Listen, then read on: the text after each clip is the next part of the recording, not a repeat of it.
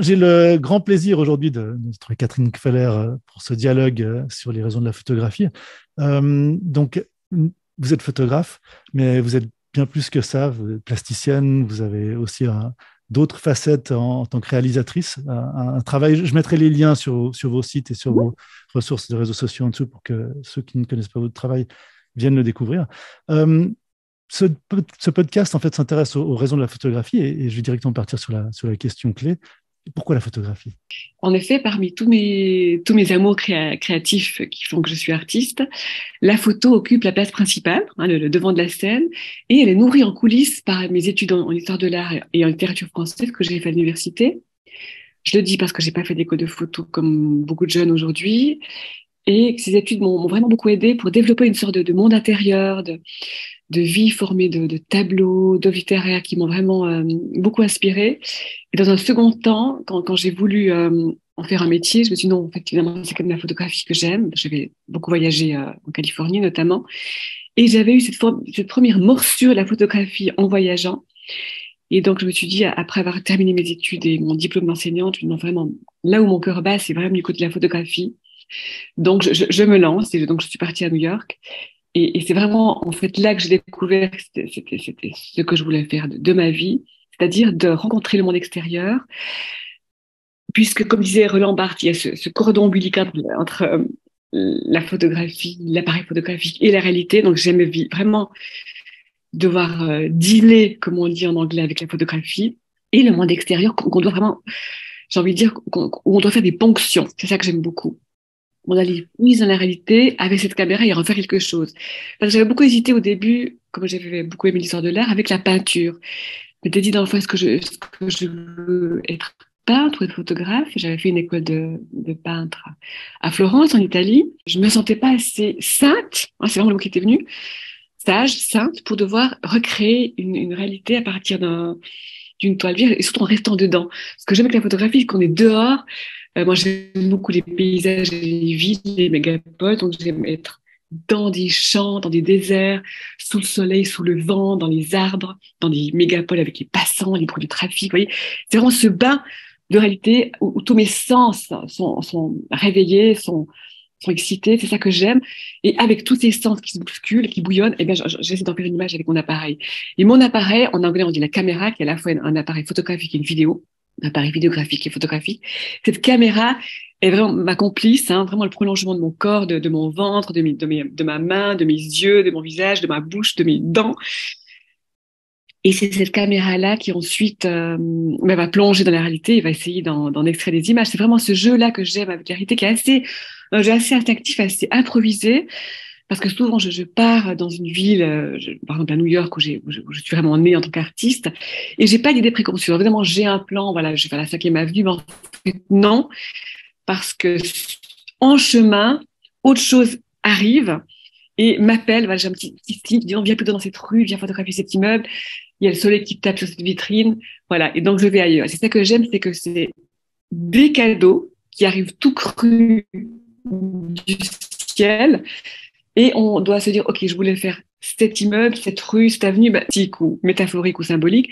Mais j'aime cette espèce de quête où on est appelé ailleurs et on fait pas du tout ce qui était prévu. J'aime beaucoup ça. Ça me force à être inventive.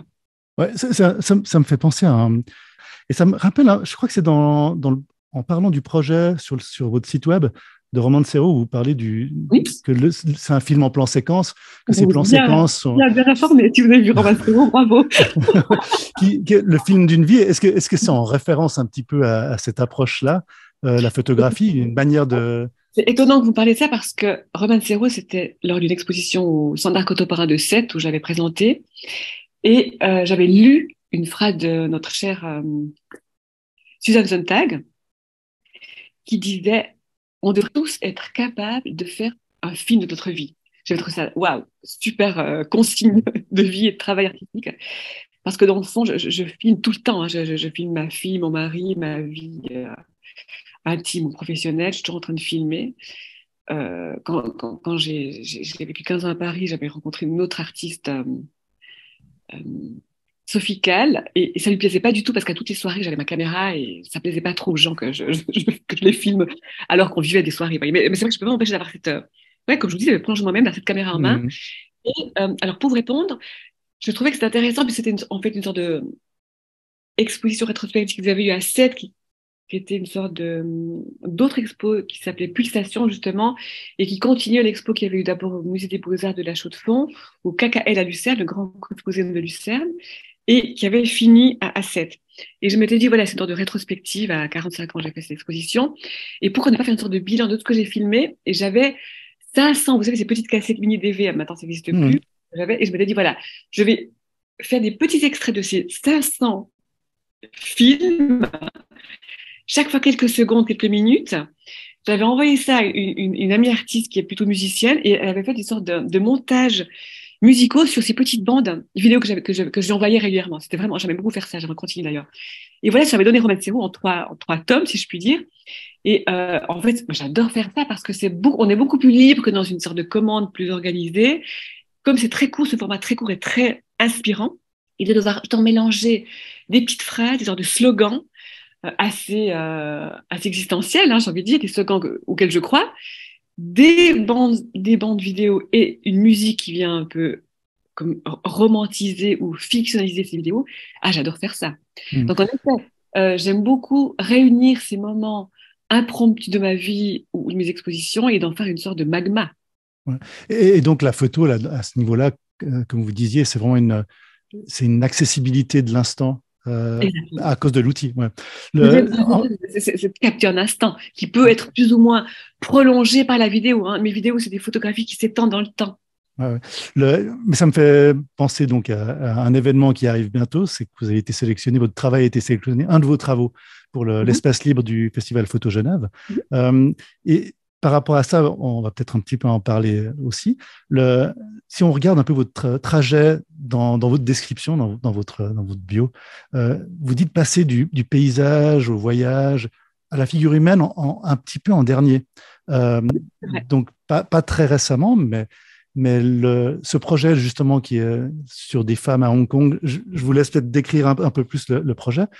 Vous le voyez comment dans cette continuité de vos travaux de poétique et d'histoire et de recensement de la vie des gens? C'est vrai qu'il arrive un peu à une sorte d'évolution intéressante qui fait suite à tout le travail que j'ai fait sur la Chine. Parce que jusque-là, je faisais plutôt des paysages de villes avec des silhouettes plutôt anonymes, parce que j'ai vécu longtemps à New York ou à Paris, ces grandes villes anonymes où j'aime beaucoup jouer avec les ombres chinoises, hein, justement, cette sorte valeur rythmique des gens qui marchent dans les rues, c'est vraiment ces passants baudelairiens réinterprétés de manière contemporaine qui m'intéressent. Et en arrivant en Chine, comme c'était un pays complètement inconnu où malheureusement je ne parle pas la langue, pour une fois, je me suis approchée un peu plus près de ces femmes chinoises, qui est une sorte aussi de leitmotiv de mes images, parce que même à Paris ou à New York, sans le vouloir, et vraiment, je vous jure, de manière inconsciente, je ne sais pas pourquoi, ma caméra se concentrait sur des visages asiatiques. Alors, je ne sais pas pourquoi. Je ne peux pas vous répondre. Donc, évidemment, en arrivant en Chine, j'avais vraiment une sorte de figure idéale de ces femmes chinoises tellement mystérieuses. Elles ont un visage tellement, pour moi, incompréhensible, tellement beau, tellement, justement, qui représente l'inconnu avec un I majuscule, que je me suis régalée à pouvoir filmer ces femmes. Et donc, je me suis approchée un peu plus près que d'habitude de ces femmes chinoises. Et souvent, elles occupaient, d'ailleurs, j'ai exposé à Paris, à la galerie RX, et puis beaucoup en Chine, justement, dans des musées.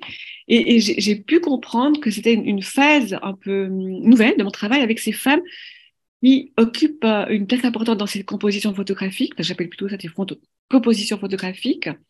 Et ces femmes vraiment occupent une sorte de gros plan, de premier plan, mais toujours de manière détournée, puisqu'ils ont jamais des vrais portraits de face. Hein. Je ne vais pas du tout être portraitiste, c'est une chose que je ne fais pas, mais c'est plutôt des femmes qu'on voit de dos, de trois quarts, pour que nous, spectateurs, visiteurs d'exposition, puissent vraiment se projeter en elles, dans leur cerveau, dans leurs pensées, dans leur vie intérieure, et on peut vraiment, hommes, femmes, entrer ouais, dans leurs imaginaires et voir la vie selon leur point de vue. Ce sont souvent des femmes qui méditent devant un paysage, qui regardent la ville, et on peut entrer dans leur monde, dans leur univers, et essayer de penser avec elles la ville. Donc, je Ouais. suis arrivée le 7 novembre à Hong Kong, 2019, et je me rappelle précisément parce que c'est la nuit où un étudiant est mort suite premiers morts, en fait, suite aux manifestations qu'il y avait. Alors, c'était encore bien avant que la Chine reprenne possession de Hong Kong. C'était lorsque Hong Kong était encore indépendante et militait pour garder ses 5 libertés. Donc, il y avait une loi qui avait été votée et les Hongkongais ont encore beaucoup d'espoir de pouvoir rester indépendants et ils militaient pour ça. Et il y avait eu, ça durait depuis le mois de juin 2019 et en novembre 2019, il y avait eu ce premier mort. Donc, la ville était vraiment en feu, si je puis dire. Et les manifestations éclataient de manière spontanée dans toute la ville. Et en arrivant là, donc en effet, la ville était vraiment en ébullition. Et j'ai donc dû changer mon fusil d'épaule. J'ai pas pu photographier toutes les femmes que je voulais interviewer, des danseuses, des chorégraphes, des artistes. J'ai dû vraiment plutôt sur des activistes qui m'ont pris un peu sous leurs ailes. Et je suis allée avec elles vraiment au cœur des manifestations, même en pleine ville. Et c'était incroyable. Donc j'ai une prise de passion pour cette ville et pour leur combat. Et j'étais prête à mourir. Je dis, ok, j'y vais, quoi. J'y vais à fond. Je prends mon iPhone, je vais au milieu, je crie. Enfin, c'était incroyable comment on est pris. Je pensais pas être aussi engagée que ça. Et alors c'était passionnant. Bah, j'étais vraiment au cœur du volcan. J'ai reçu des bombes lacrymogènes et voilà. Et j'étais avec elles. Je criais ces slogans avec elles. Et c'était génial parce qu'il y avait ces femmes à midi. C'était des breaks à midi. Et à midi, dans les quartiers qui s'appellent Central, vraiment au centre de la ville, tous les hommes d'affaires, les femmes d'affaires enlevaient leurs talons, c'était en tailleur, enlevaient leurs talons, militaient, criaient, je me rappelle, le slogan c'était 5 D-men, not one less, donc 5 exigences, pas une de moins, et elles criaient ça, Free Hong Kong, Free Hong Kong. Les étudiants arrivent avec leurs parapluies pour cacher les slogans qu'ils écrivaient sur la rue avec des bombes. Et voilà, donc j'ai pu filmer tout ça. On m'a gentiment averti qu'il fallait que j'arrête parce que les gens allaient se faire reconnaître, mais sans me battre. Maintenant que j'ai quand même pu terminer mes petites vidéos. Et donc, j'étais prise avec ces femmes que je suivais dans leur quête de la liberté de Hong Kong. Et donc, voilà, je me suis mise à filmer, enregistrer, photographier ces combats de ces Hongkongaises pour leur ville. Ouais. Et en fait, c'est aussi je pense, j'imagine, un projet un peu en continuité. Vous aviez fait récemment un projet qui s'appelait Rhythms, où il y a un lien entre l'urbain et l'humain. Oui. C'est aussi un peu dans cette plage d'intérêt que vous avez de focaliser sur ces grandes constructions urbaines, urbanistiques d'aujourd'hui, de nos sociétés. Ouais. Depuis une dizaine d'années, je suis invitée comme ça, c'est des commandes qui tombent du ciel à Johannesburg, à Beyrouth, à Kiev. J'ai fait un grand projet à Kiev, j'ai exposé à la Galerie Turetsky à Genève en janvier, et également justement en Chine et à Hong Kong. Et maintenant, je reviens là, il y a une semaine, j'étais encore en Arabie Saoudite, à Madina, dans une ville sainte, la grande ville sainte de toute la communauté musulmane, aussi totalement un inconnu total aussi. Et là, j'aime beaucoup arriver vraiment en tant qu'étrangère, interviewer les habitants sur place et jouer aussi avec mon énergie de nouvelle arrivée d'étrangère et de mêler mes propres visions avec celles des habitants qui me font connaître des coins tout à fait inédits de leur ville et de pouvoir composer quelque chose avec ça. Donc j'aime beaucoup cet outil de la photographie qui me permet de faire vraiment un dialogue extrêmement profond, j'ai presque envie de dire un dialogue avec un D majuscule, entre notre culture, une culture étrangère, et de pouvoir créer un lien entre eux et nous. Et ça, je trouve que c'est une très, très belle mission que permet mon métier de photographe, de pouvoir engager un dialogue assez profond avec des populations complètement inconnues et me sentir comme une sœur avec ces gens, d'avoir un lien extrêmement puissant, extrêmement touchant avec ces gens d'un autre coin de la planète, de pouvoir créer ensemble. J'aime beaucoup, j'ai aussi fait beaucoup de workshops, des conférences, vraiment des partages très profonds, et ça, je trouve que c'est une des beautés de ce métier. Ouais, et aussi, évidemment, les spectateurs qui viennent voir le second résultat. temps. Voilà, donc c'est un partage, j'ai envie de dire, au carré, parce que c'est un partage sur le vif avec ces pays inconnus, où je suis reçue de manière extrêmement chaleureuse, qui me permet d'ailleurs de militer contre ces stéréotypes qu'on a ici, en Europe. On a des visions extrêmement négatives de ces pays. Je reçois pas mal d'insultes quand je vais dans ces pays-là, d'ailleurs. Je dois redresser la barre pour dire que c'est toute autre chose une fois qu'on rencontre les gens et que, certes, il y a 2-3 dirigeants qui font des bêtises. On ne peut pas tourner le dos à une population. Je pense qu'il faut vraiment, en tant qu'artiste, pouvoir donner la main et pouvoir justement aider les gens à nous, ensuite, dans un second temps, faire partager notre vision que ces dirigeants nous donnent. Donc après, comme vous disiez très justement, Tristan, dans un second temps, montrer ces images comme un butin de guerre que j'offre. Vraiment, j'en fais aussi un fer de lance de mon métier de photographe. Non seulement ramener des images, des sons, des vidéos, des bandes sonores, des textes, des poésies, ça peut aussi jouer un rôle important, mais aussi pouvoir montrer aux visiteurs d'exposition que ce que les gens vivent sur place est tout autre chose que ce qu'on croit. Ouais, ça crée un portal en fait culturel et de sensations, d'histoire. Exactement. Ouais. Et comme c'est aussi beaucoup axé sur les sensations haptiques, aussi inconscientes, j'espère pouvoir toucher les visiteurs et qu'ils ressortent de mes expositions avec une autre compréhension de ces pays-là. Ça, c'est vraiment une chose très importante. Il y a encore beaucoup de travail à faire, d'ailleurs, je vois. On arrive malheureusement à ce petit 15 minutes Déjà, de format du dialogue. Ouais, ça va super vite comme ça. c'est toujours un peu frustrant. Oui. En fait, est-ce qu'il y a quelque chose, vous avez pour terminer un peu notre dialogue aujourd'hui? Oui, j'ai gagné un prix avec le CNAP pour un projet que je fais, alors tout autre chose, sur le feu. Pendant la pandémie, j'ai arpenté, comme j'habite à Montpellier, dans le sud de la France, tous ces paysages ravagés par les incendies. Et en arrivant après l'incendie, ça fait donner des paysages complètement lunaires, complètement désertiques. Et là, je suis en train de préparer ce travail qui sera exposé au musée Yéniche en juin dans un projet collectif dont le titre est Les Gardiens du silence, avec Nathalie Schex, la directrice du musée Yéniche, qui a un projet fantastique sur les arbres. Et donc voilà, je vais montrer ça prochainement, mais je suis encore en train de travailler là-dessus. Donc j'ai fait une moisson énorme en 2021-2022 sur ces incendies, puisque par hasard, ça a éclaté de partout. Tous les jours, j'allais à un autre site. Et donc maintenant, il s'agit de les trier, qui n'est pas une mince affaire, par exemple des milliers, et de les agrandir. Je voudrais faire des immenses tirages de 2 mètres pour que les visiteurs soient encore plus immergés dans ces paysages complètement fous, où vraiment la nature est morte, mais elle va renaître, puisque les insectes, des plants, des fleurs arrivent après coup grâce ou à cause de ces ravages incendiaires. Donc, il y a aussi une note d'espoir que j'aimerais donner. Donc, j'ai appelé ce projet Firelands, terre de feu. Mais ça va arriver. Je suis pas encore prête du tout, mais je suis en train de Non, mais je mettre mettrai, les ouais, moyens. de toute manière, je mettrai les indications sur votre site pour qu'on puisse suivre et savoir à quel moment on va venir voir.